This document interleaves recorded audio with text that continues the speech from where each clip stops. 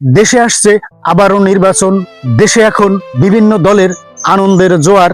এবছরের নির্বাচনে সুষ্ঠু নির্বাচন সকল মানুষের আশা। মানুষের জীবনের বিনিময়ে জুলাইয়ের বিপ্লবে মানুষ যে আশার আলো নিয়ে সামনের দিকে অগ্রসর হচ্ছে, বাংলার জনগণ চায় সুষ্ঠু নির্বাচন, আর চায় না ফ্যাসিস্ট বা স্বৈর শাসন। মানুষ চায় একটি সুন্দর প্রশাসন, যেখানে থাকবে কথা বলার স্বাধীনতা।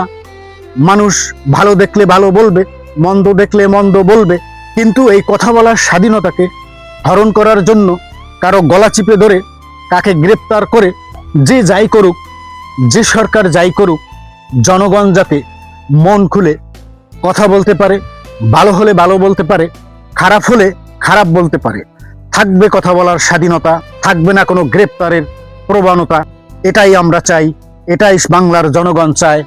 আশা করি এটাই হবে এবারের নির্বাচনে, ইনশাআল্লাহ।